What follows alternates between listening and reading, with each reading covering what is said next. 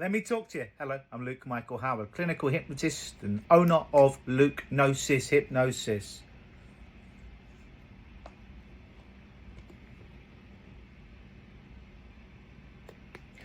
What I'm about to deliver to you is my neuroscience of memory.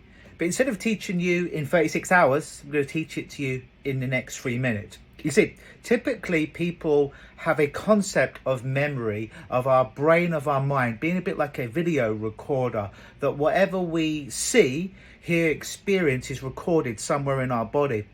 And if we want to remember it, we just rewind the metaphorical video recorder in our brain, like, ooh, and we go back there and we can recite exactly what happened.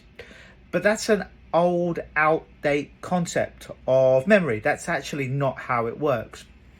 So if my calculations are right, now, if I asked you to remember the shape that I drew on the whiteboard at the beginning of this video, you would probably go ahead and draw a triangle, right? Something like this. And you'd think that's what I drew.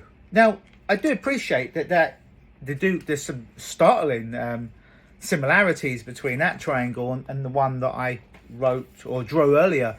But in fact, it's not it. So imagine that I called you up another 3 hours later after that. Should be a bit strange. And I asked you, hey, do you remember that picture that I drew, that shape on the whiteboard earlier on? Well, what was that again? You'd go into your memory and you would draw the triangle again, right? And it would look a bit like this.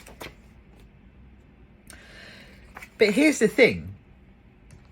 On the original whiteboard, the triangle is now gone. It's been rubbed out. So you can't be experiencing this triangle because it's gone. It no longer exists, all right? So this is the triangle you first drew, all right? Here's the triangle you just drew. Now I appreciate there are similarities between these two triangles, yes? However, is it fair to say that there are some differences between these triangles as well? One's a bit bigger, one's a bit smaller, one's a bit blurrier, one's a bit more firmer with the strokes. Now, when you'd be thinking of the triangle, you wouldn't be thinking of the whiteboard triangle because that no longer exists and you're no longer experiencing that. And in fact, you won't be thinking of the first time you had that memory of the triangle. You'd be reacting to the last memory you had of the triangle. And this triangle can't be the one on the whiteboard because the one on the whiteboard is gone. How does this relate to your problem? How does this relate to something like, say, anxiety, for example? Well, an event happens, right? Good or bad. Let's say it's years ago. And now you have a memory many years later. You can't experience the past because the past has happened. It's gone. All right. And you're not even experiencing a memory of the past. All right. Because the memory of the past is gone as well. But what you are experiencing is the latest update of that triangle in your mind.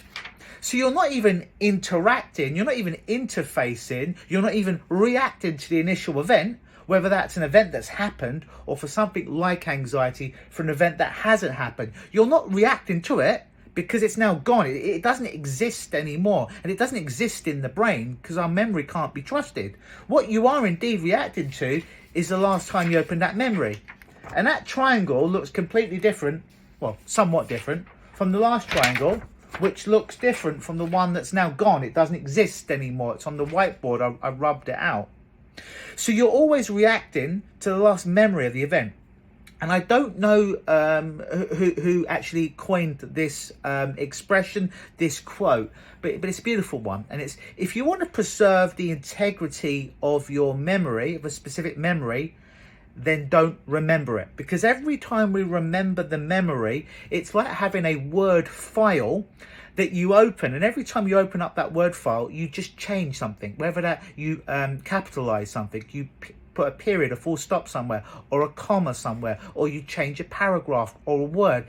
Now, one or two changes, one or two times you may have do that. It may represent what it used to be. But imagine you've opened that file, that memory up hundreds, perhaps thousands of times. It no longer looks anything like the original event, which no longer exists.